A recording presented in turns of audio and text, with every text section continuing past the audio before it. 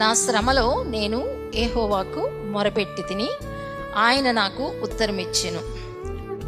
శ్రమ అందరి జీవితాల్లో, మనందరి జీవితాల్లో శ్రమ అనేది వస్తుంది కదండి. ఎవ్వరూ కూడా శ్రమ లేదు నా జీవితంలో, అసలు ఏ ఇబ్బందిని నేను ఎదుర్కోలేదు అని ఎవ్వరం కూడా చెప్పలేం.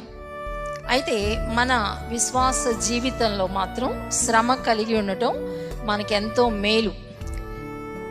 శ్రమ గురించి పరిశుద్ధ గ్రంథం ఎన్నో రీతులుగా మనని బలపరుస్తూ ఉంది. అనేక శ్రమలు పొంది మీరు దేవుని రాజ్యంలో ప్రవేశించాలి అని.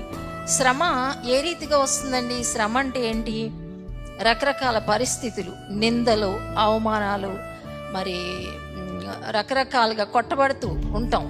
రకరకాలుగా నిందించడం, అవమానపరచడం, దూషించడం, మరి అనారోగ్య పరిస్థితులు కానీ, లేకపోతే ఫైనాన్షియల్ ఇబ్బందులు కానీ, ఈ రీతిగా ఉంటాయి కదా శ్రమలంటే.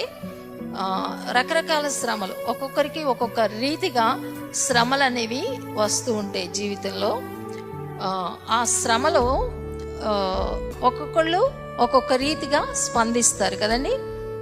అందరూ శ్రమలో ఒకే రీతిగా స్పందిస్తారా అంటే స్పందించరండి. ఎందుకంటే ఒక్కొక్కరికి శ్రమ అంటే ఇష్టం ఉంటుంది, ఒక్కొక్కరికి నాకే ఎందుకు ఈ శ్రమ రావాలి, నాకెందుకు రావాలి ఈ శ్రమ. ఎలా ఉంటుందంటే, మనం పాపం చేసినా, మనం దేవునికి అవిధేయులమైనా కానీ ఒక్కొక్క ప్రశ్న ఎదురవుతూ ఉంటుందన్నమాట మనసులో. ఏంటి, నాకెందుకు వచ్చింది ఈ శ్రమ? ప్రభా, నేను చక్కగా మందిరానికి వస్తున్నాను, ప్రార్థన చేస్తున్నాను, కానుకలు ఇస్తున్నాను, అన్నీ చేస్తున్నాను, కానీ నాకెందుకు వచ్చింది ఈ శ్రమ అని మరి అంటే దేవుని దగ్గర అలిగే పరిస్థితులు, దేవుని దగ్గర మరి పోట్లాడే పరిస్థితులు కూడా కొంతమంది జీవితంలో ఎదురవుతాయి. ఎందుకంటే దేవునికి అప్పుడు శ్రమ రాగానే దేవునికి అవిధేయులు అవుతారనమాట. అలుగుతారు దేవుని మీద.